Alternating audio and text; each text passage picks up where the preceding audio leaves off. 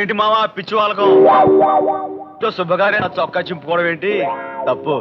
ఇదిగా బాగా అలసిపోయాను, కొంచెం బలమైన ఫుడ్ బాదం పాలు పంపించు, లేకపోతే గొడవలు అయిపోతాయి.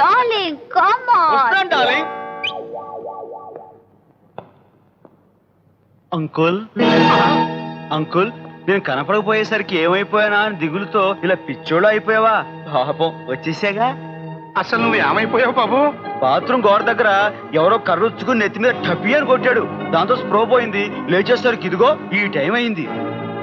అల్లుడు గారికి ఇంకా పెళ్లి కొడుకు ముస్తాబ్ మీద మోసి తీరట్లేదు. పొద్దున్నే మళ్ళీ అదే డ్రెస్ లో దిగాను. అవును. హారతి తీసుకో బాబు. నీ హారత కొంపలగలేవే. అంకుల్, నేను రెడీగా ఉన్నాను కదా, ఇప్పుడు పెళ్లి చేసేసుకోనా? ఇది ఎక్కడ కూడా పోయా పాపే. బాబు మనం గెస్ట్ హౌస్కి వెళ్దాం పద. అక్కడ ఉందా? అమ్మయ్యా, ఆడు ఈయన చూడలేదు, బతికిపోయాం. మావా, మనసు పాడైందని ఇలా మందు కొట్టే కంటే మనసున్న ఈ అల్లుని దగ్గరికి చేర్చుకోవచ్చుగా, ఏదైనా ఉపయోగపడతాడేమో. ఏంటి పడేది? ఎందుకని చిరాకు? అల్లుడిని కాస్త ముద్దుగా అడగొచ్చుగా. తప్పుద్దా?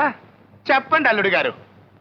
మీ నీచ్ కమ్యూన్ కుత్తేగాళ్లతో పాటు బుర్రగాలోని నన్ను కూడా చేర్చున్నాను అనుకో, టోటల్ గా ఆ కళ్యాణ్ గడ ఆస్తికి బొక్కెట్టి అది కలిసి 5th వచ్చి ఎలా ఉంది? ఇదిగో, ఇది నువ్వు నిజంగా చెప్తున్నావా? మావయ్య, నీతో అబద్ధం ఆడతానా?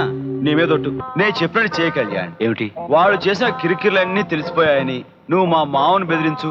కంగారు పడే వాళ్ళ నుంచి మనకు కావాల్సిన మ్యాటర్ నేను సంపాదిస్తాగా. ఓకే? కళ్యాణ్ బాబా, మీరు ఆడుతున్న నాటకం నాకు అర్థమైందిరా.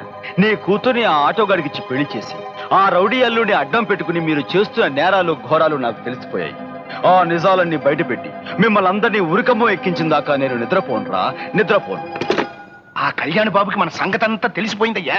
నువ్వు నాకు అల్లుడు అయ్యావని, మనమంతా ఒక ముఠాగా తయారయ్యామని తెలుసుకుని ప్రిన్సిపల్ చెబుతానని అర్జెంట్ గా విషయం. మన నలుగురు జాదు నా కొడుకులో ఉండగా వాడు ఏం చేస్తాడు? ఆ ముసలోడి హత్య ఏదో సాక్ష్యంతో వాడి మీదకి నెట్టేసి వాడిని ఉరికమ్మని ఎక్కించేసామనుకో, ఆ తర్వాత నేనే కళ్యాణాలు సెటిల్ అయిపోతూ నేను సెటిల్ అయిపోయానంటే మీ అందరికీ హ్యాపీస్. మరి అట్లాంటి సాక్ష్యాలు ఆధారాలు మన దగ్గర లేవే. సాక్ష్యాన్ని ఏముంది, వారికి ఖచ్చితంగా ఉరి శిక్ష పడే సాక్ష్యం నా దగ్గర ఉంది. సాక్ష్యమా? ఏమిటది? చెబుతా. ఆ రోజు రంజిత్ కుమార్ మాధవయ్యను గొడ్డలతో కసక్కున వేసేశాక ఆ శవానికి ఉన్న గొడ్డల మీద కత్సిప్ వేసి తీసేశాను. అది ఎవరికీ తెలియకుండా మన ఆఫీసు వెనుకనున్న గొడౌన్ భోషణంలో దాచేశాను. ఇప్పుడు అది అక్కడే ఉంది. మాధవయ్య తాలూకు ఎండిన రక్త మార్కలు, రంజిత్ కుమార్ వేలిముద్రలు దాని మీద సుస్పష్టంగా ఉన్నాయి. పాపి, ఆ గొడ్డలు దాచి అవసరమైతే నన్నే హత్య కేసులో ఇరికిద్దామనుకున్నావురా? I will kill you. ఉండవయ్యా కాంట్రాక్టర్, విషయం చెప్తాడే చెప్పరే, తర్వాత చదువు గాని ముందు నువ్వు చెప్పు. చూడు కాంట్రాక్టర్ బాబు, అత్యాయుధం దొరికితే దాని మీద ఉన్న వేలిముద్రలు చూసి పోలీసులు నిన్ను అరెస్ట్ చేస్తారేమోనని నీ క్షేమం కోరి నేను దాచేశానయ్యా. అది కాదు పాపి, ఆ ఆయుధం మీద ఉంది మన కాంట్రాక్టర్ వేలిముద్రలు కదా, మరి కళ్యాణ్ ఎలా ఇరికించడం? చెబుతా, దానికి చెప్తా.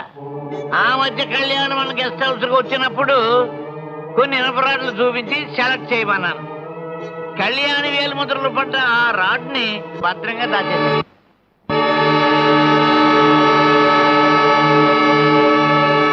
ఇప్పుడు రంజిత్ కుమార్ వేలిముద్రలో ఉన్న రాడ్డు విప్పేసి కళ్యాణి వేలిముద్రలో ఉన్న రాడ్డు దానికి బిగించేసి కోర్టు అబ్జెక్ట్ చేస్తారు. కళ్యాణ్ ఊరే.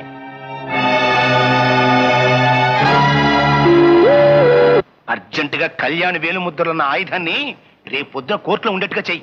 ఏమిటి రేఖ నువ్వు చెప్పేది?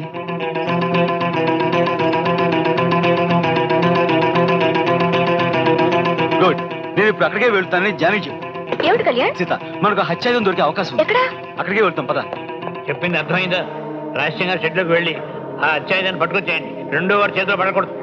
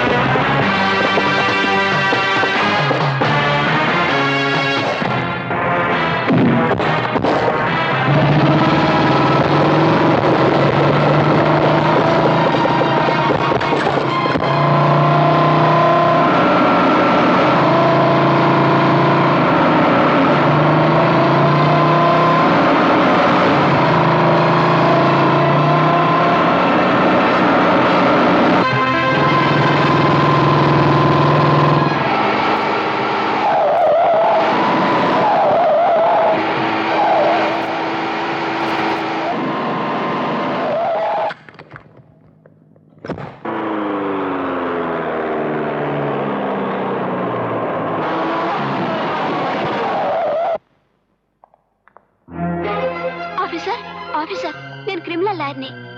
రేపు ఉదయం కోర్టులో ప్రవేశపెట్టాల్సిన ముద్ద ఈయన. హత్యాయుధం ఇది.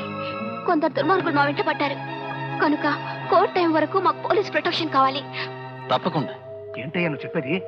ఆ రంజిత్ కుమార్ గారి వేలుముద్రలో ఉన్న ఆయుధమే రేపు పొద్దున కోర్టులో జడ్జి ముందు పెడతారా? అవునయ్యా, ఈ విషయం రంజిత్ కుమార్ చెప్పాలని అన్ని చోట్లకి ట్రై చేశాను, మరి లాభం లేకపోయింది. ఏం చేయను? నాన్న, ఇప్పుడే సీత ఫోన్ చేసింది. హత్య కేసుకు సంబంధించిన ముఖ్యమైన ఆధారం దొరికిందట. ఎంత శుభార్త చెప్పావమ్మా. అయితే నేను ఇంటికి వచ్చేసరికి నా బిడ్డ కళ్యాణం నిర్దోషిగా తిరిగి వస్తాడన్నమాట. ఏడి కంగారు నా లుంగి ఊడిపోతున్నాయి. నువ్వు ఎప్పుడైతే ఏమిటి హుషారు?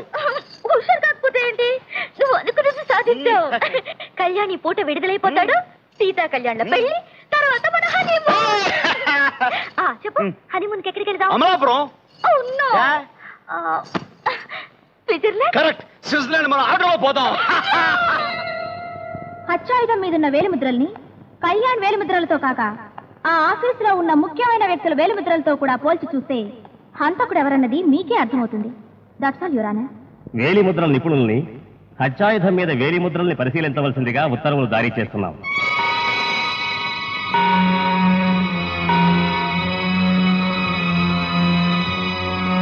వేలిముద్రల నిపుణుల్ని ప్రవేశపెట్టండి.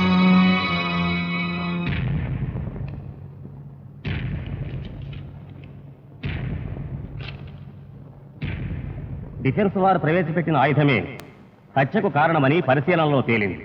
దాని మీదున్న వేలిముద్రలు పరిశీలించిన మీదట అవి ముద్దాయి కళ్యాణివేనని రుజువైంది. అందువల్ల ముద్దాయిని హంతకునిగా తీర్మానించి ఐపీసీ 302 సెక్షన్ ప్రకారం కళ్యాణ్కు ఉరిశిక్ష విధించడమైనది.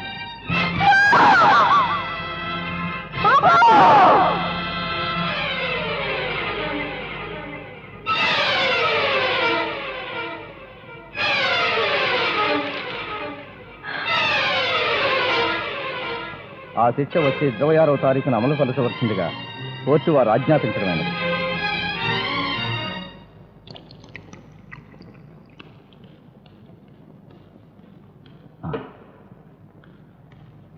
ఇదిగో కాంట్రాక్టర్, ఇవాళ మా అల్లుడు అతి తెలివిగా ప్రవర్తించి మనం ఎవ్వరం ఊహించని రీతిలో కళ్యాణికి శిక్ష పడేట్టుగా చేశాడయ్యా.